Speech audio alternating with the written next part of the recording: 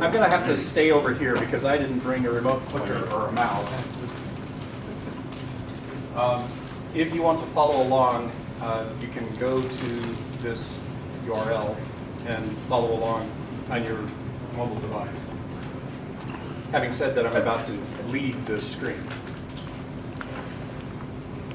Can you people on the couch hear me? Yeah, we're good. Okay, good. I figure if you can hear me, everybody else can. What?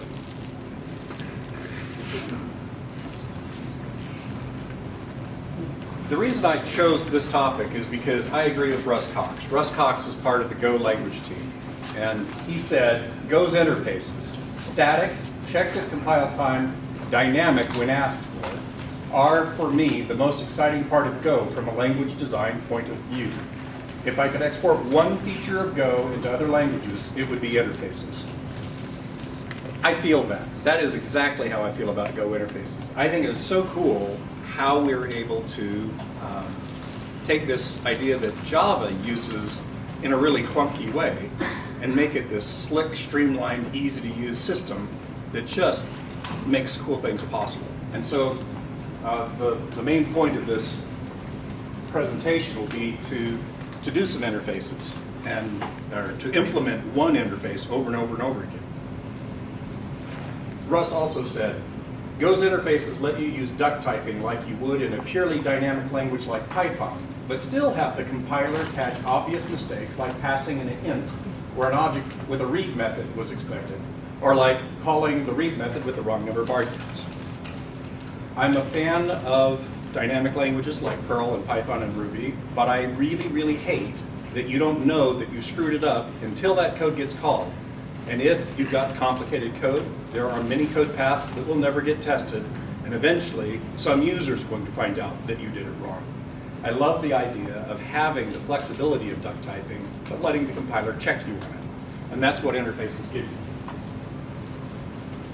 So I'm going to be talking mostly tonight about the image interface. But before we can talk about images, we have to talk about some other types because the images are dealt with in terms of these other types. So we have point and rectangle.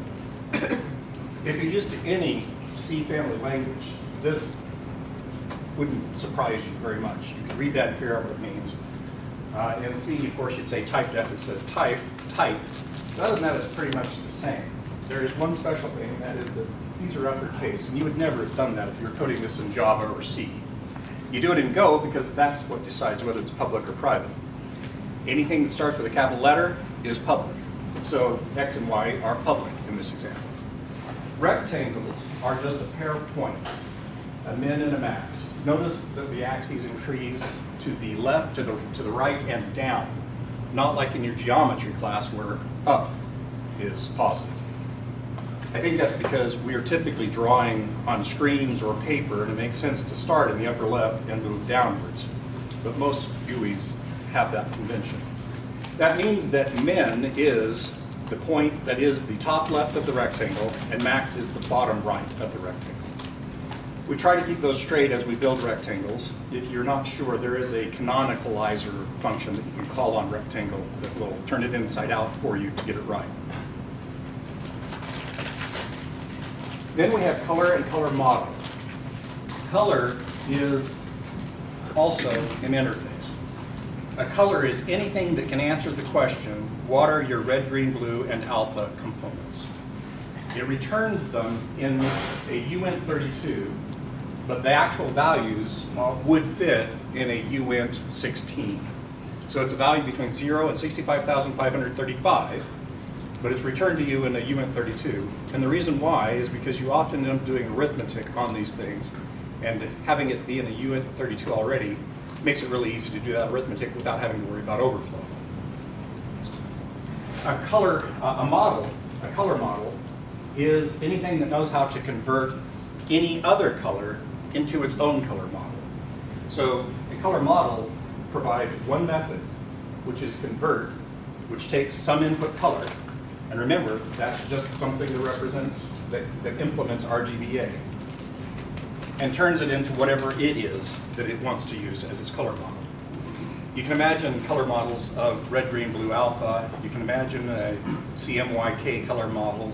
You can imagine a HSL, hue, saturation, lightness color model. But none of those are actually represented in the library, except for RGBA. There are some other color models. For instance, there's one that's used in video. I'll be using the RGBA color model entirely for the evening. So we're not really going to worry much about color models. But I mentioned it because an image does have one method that returns a color model. An image can tell you how it prefers to represent color. It also has a bounds method. The bounds method returns a rectangle. That just tells you where this picture is. That means that an image doesn't have to start at 0, 0. You can put it anywhere on the plane that you wish, as long as the coordinates can fit in a UN32. Sorry, I said UN32. I should have said int, because remember, a rectangle is made of points, and a point is made up of 2 ints. And then finally, there is the at method. At takes 2 integer coordinates, and it returns the color that this image has at that coordinate. Okay, now that's a really simple definition of what an image is. And for most of it, we're going to ignore color model. And the bounds is a simple, how big are you and where are you? So at is really the focus of the image. I'm going to start by pointing out that there's nothing in that interface that says anything about storing red, green, and blue components or anything else for each pixel. There is, in the image library, a built-in type called image.rgba, which is a type image. And it actually does have a long buffer of bytes containing RGB alpha over and over again for all the pixels that are in it. But you don't have to have that. As long as you can answer what color is at that point, you are an image. And I'm going to prove this by implementing it over and over again without having any storage. But first, I want some boilerplate code. This is a program that just builds an empty picture and writes it out as a PNG. For the tutorial, notice that the imports use strings. There isn't any fancy mapping between the language world and the disk that these things are actually stored on. You actually get to tell it where it is on your disk, which is why they're strings instead of some other syntax. Nobody ever actually writes their code this way. They always put their imports on separate lines, but I was trying to get this all to fit on one slide.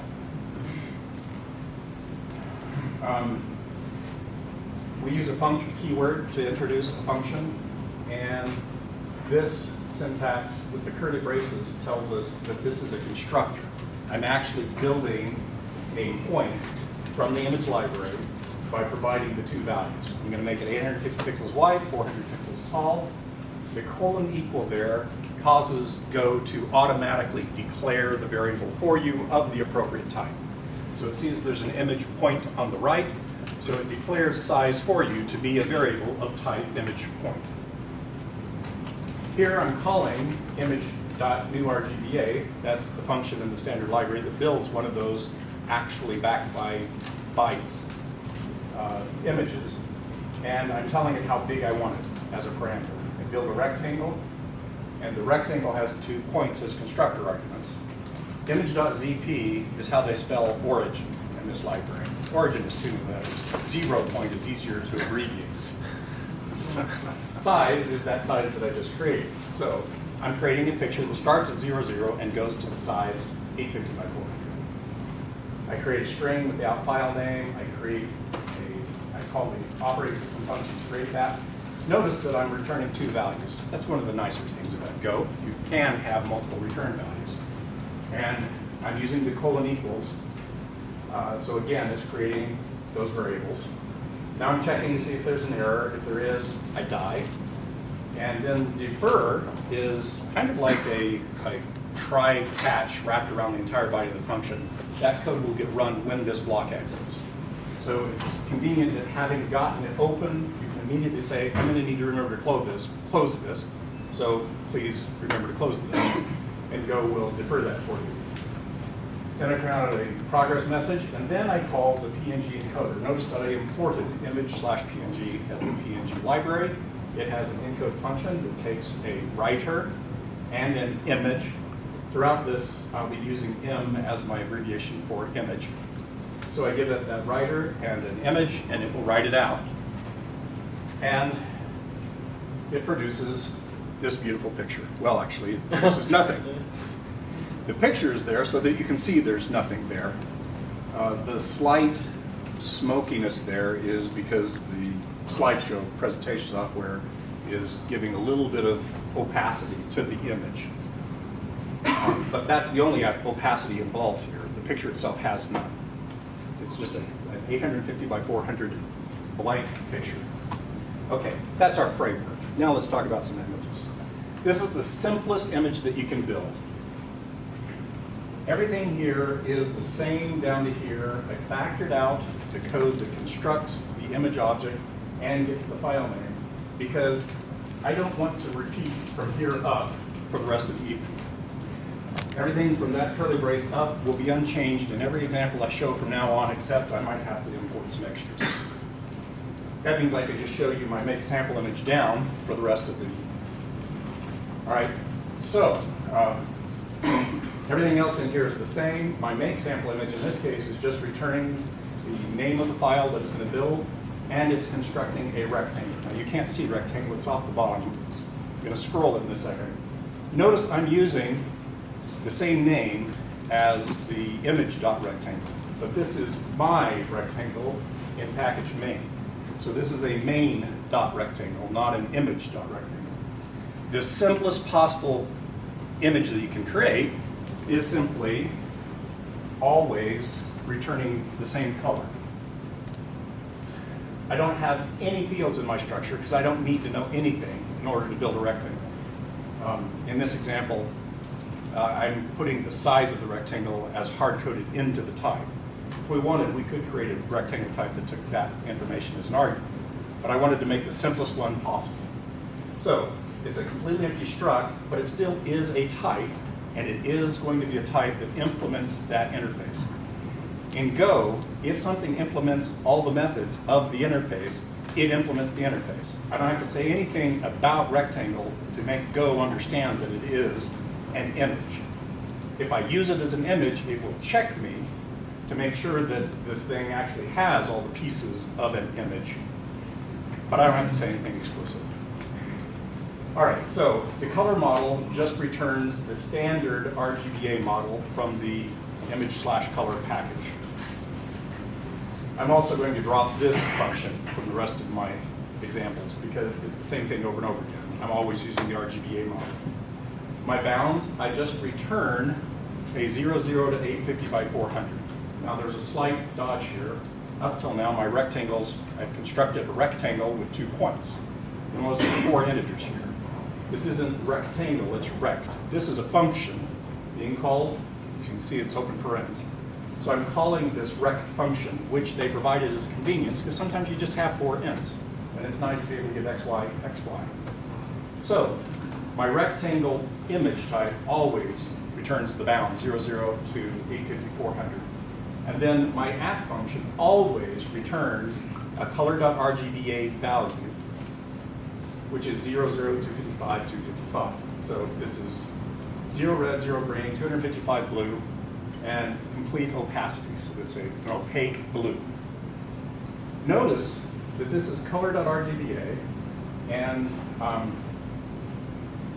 up here there is an RGBA, an image.rgba also, which is what the picture that I just showed you was created from. I did an image.newRGBA. Image.rgba is different from color.rgba. Image.rgba is an image that has bytes to store the colors. A color.rgba is just 4 bytes. It's 24-bit color plus an 8-bit opacity. So now let's scroll down. Oh no, we're done. So what does this one look like? Surprise, right? Now let's go from the simplest image possible to the simplest geometric possible. simplest geometric object is a circle. So my make sample image, I'm going to create a color that I label hot pink, and I construct a circle object with a radius of 2000 and a color of hot pink. Being able to label your fields in your constructors is one of the nice features of Go. So I'm constructing this circle object, and I'm returning it along with the string to my boilerplate function. A circle has that radius, which is an int, a color, which is a color.color. And then for the bounds, I copy my, sorry, I should back up in the tutorial mode. This is weird syntax from any other language. This is how you declare a method in Go. In most languages, to create a method, you put a normal declaration inside of the curly braces that delimit the body of a class or a struct. In Go, you put a receiver between the func keyword and the function name. And you give it a name here and the type there. It's one of the other differences with Go. Most C language family programming languages, you put the type name first and then the identifier. But in Go, it's the identifier first. This is effectively myself, or the this argument to the method. But you get to choose the name you want for it. So I'm grabbing from this the radius and making a copy of it into R just so that I can be really lazy in building my bounds. My bounds are negative R, negative R, R, R. So this circle is centered at the origin. And then to find out what color we have, we simply take x and square it and y and square it, add them, and ask if they are less than the radius is squared. If the answer is yes, then this is a pixel that is in the circle. Otherwise, it's not. If it's in, I return whatever color I was told to make this circle. If it's out, I return a black, totally transparent pixel. So all the components are 0. R, G, and B, that means it's black, but it's entirely transparent. It's completely see-through black. So we get that.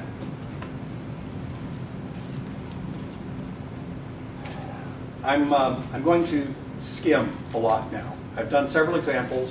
The details of the implementation aren't all that interesting, but I needed something that had a little bit of internal detail. So what I did here was my color rings, effectively, they take the distance from the origin here. The math library conveniently provides a hypotenuse function.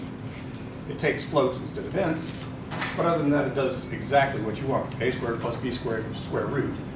So I get my distance from the origin, and then I scale that to be an integer between 0 and 5 if it's in the circle.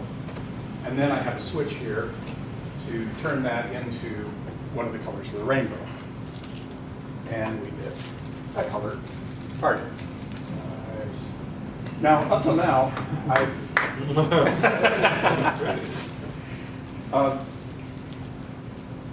the simplicity with which that's done is what intrigues me about all of this. Up till now, I've built objects out of parameters, but you can build objects out of other objects, out of other images in particular. So here in Blur, what I'm going to do is I'm going to construct an object that contains a reference to some other image, and this image will represent it blurred.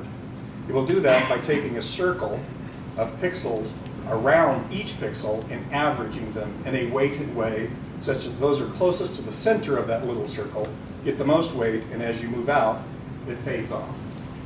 So, to build a blur object, I create an image, which is one of the color rings that I just built, with a blur radius for how big is that little circle I'm going to run around each pixel to do my averages. There's the obvious struct for it. The bounds, in this case, are the same as my image's bounds. I don't know how big it is. You gave me the image that I'm blurring. It's that big. And then the at does a little bit of work. Basically what I'm doing is I'm scanning the pixels in a square around the pixel I was asked about. So I'm running my I from x minus the blur radius up to x plus the blur radius. Doing the same thing for j. That's going to give me a square around it. for each of those ij's, I ask, how far are you from x, y? And if your distance is less than my radius, then I'm going to sum this one into my weighted average for this blurred pixel, with a weight that falls off as the distance increases. I take the RGB value at this location in the picture you gave me, and then I take those and I multiply them by the current weight, adding them in, keeping also a sum of all the weights. When I'm done with that loop, I go back and grab the original pixel's color, just so that I can get its alpha. Those 3 underscores mean ignore the first 3 things that are returned. So I'm getting just the alpha value from the original pixel. And I'm building a new color, which takes my sum divided by the weight, and then this is a scale. Remember that RGBA values that come back from the app are between 0 and 65,535, but an RGBA value is actually a byte. So I'm multiplying by 255 and dividing by 65,535 to get the scale factor. And I'm scaling the alpha the same way. Then I have a duplicate of the color rings code from the last example, and you get a blur. You can, maybe you can't tell from back there, but the boundary between these rings is nowhere near as crisp as it used to be. Yes? I have a question. For generating these images, are you guaranteed that at will be called in any specific order? Or could you do something in at that would affect future at calls? They make no guarantees about the order in which they will be called. Okay. Many of the library functions, of course, will have a particular way that they do it. Mm-hmm. But one of the things, we're going to look at a draw image masking function later. And one of the things it does is it lets you use the same image, different rectangles in the same image. And it is careful to look at how they overlap. And if necessary, it'll go backwards so that you're not clobbering the pixels that you're about to copy. So with that one function, I know that sometimes it goes one direction and sometimes it goes the other. Yes? In regards to that, they've purposefully, in some cases, when you're doing like a kind of a 4H or a 4 range, they purposefully do it in a random order so that you don't rely on being done in order. That's clever, okay. So Go wants you to not rely on magical ordering. Yeah, I think that's reasonable. Okay, now I have a question for you. These are nice and blurry in here, but the edge, if anything, seems to have gotten crisper. Any ideas why? It startled me when I saw this. I thought I must have coded it wrong. And then I thought about it. Any ideas? We don't blur anything outside the circle, right? Actually, that loop reaches outside of the circle. It'll even reach outside the bounds. When we're figuring the color of that pixel, it actually is doing a radius here. So it's actually reaching outside of the picture entirely. The line next to it will be perfectly crisp. Maybe You're averaging it in black. That's it. Remember, I said that these pixels are transparent, but they're black transparent. And that loop that did that summing paid no attention to the opacity of the pixels that it was averaging, only their color. And so it averaged a bunch of black in from here into that pixel, which made it darker, which gives it the impression of being crisper. But technically it's still blurry. But technically it's still blurry. If you could see it on a black background, it would be apparent that it was blurry. Sure. Sure. Okay, I wanted to get a more interesting picture, so I'm going to introduce the Sierpinski carpet. Anybody heard of the Sierpinski carpet? He was my run-through last night, guys. Have you ever heard of a Menger sponge? It's the three-dimensional version of this. Okay. You start with a square, divide it up into 9 like a tic-tac-toe, and then you cut out the center. That leaves you with 8 untouched ones, so you recur on those. And that gives you this picture. And then you recur on its boundaries, and keep going. And of course, if you continue this infinitely, you end up with a carpet that covers 0 area in the limit. So, the cool thing about this one is just how easy it was to do it. And if you blur it, it looks black. If you could make an actual Sierpinski carpet, I have no idea what it would really look like. We always stop when we get down to a pixel, right? I suspect that if you did it, you know, an extra 20 layers below that and averaged out all the subpixels, that the answer would be there's nothing there. Okay, what's cool about this is how easy it is. That's the loop right there. Effectively what we're doing is we're taking out every 9th pixel by taking the ones that mod 3 are equal to 1 in x and y, which is going to give you every other, it's sort of like, it's like that first time around, we'll take out that pixel, that pixel, that pixel, that pixel, the little tiny ones. Then we divide all the coordinates by 3 and do it again, which effectively scales each of these bigger squares down into that same range where we knock them out. But that is all it takes. That's the whole program. And that's what you get. There's a Sierpinski carpet. Notice that I'm leaving it transparent in the places where there's not a hole, because this is a carpet with holes in it, right? I could have made it white instead, but I wanted it to be holes. And then, of course, there's the Mandelbrot set. Any fans of the Mandelbrot set here? This was one of my great passions when I was in college. But I imagine it's not for you, so I'm just going to show you the picture. There's a zoomed in piece of the Mandelbrot set. Its code is a little bit more involved because you actually do have to do an iterative process for each point. All right. We did a blur where we took one image and used that as our basis and then applied a filter to it effectively. But you could also just take smaller pictures and paste them together. In this example, I'm not going to go into it because it's actually kind of long. But the idea is that my composite type is going to contain an array of images. And Go, that's called a slice. I'm actually doing a slice, not an array. But I'm just going to collect all the images that are handed to me, and then I'm going to place them in a new coordinate frame that is the coordinate frame of my picture. So each of these images has its own bounds, but I'm going to take that thing and I'm going to place it somewhere in my picture at a place I choose. And one of the things that I do is create a function that will just take all the images I'm given and stack them up left to right. We should do it this way, left to right. Aligning them so that they have their vertical centers aligned. I do another one where I take all the images and stack them vertically. And it's not terribly complicated, but it's probably more than we want to bother looking at right now. This code is available online, so if you want to look at it, you are welcome to do so. We can talk about it after the presentation also, if you like. There is one thing that is of interest here, and that is this is one of the few where the bounds function is actually kind of interesting. In this case, what I do is I ask, do I actually have any images in my list? And if the answer is no, I return an empty 0000 rectangle. Otherwise, I grab the first of the bounds, and then I range over all of the bounds, unioning each bound onto my bounds.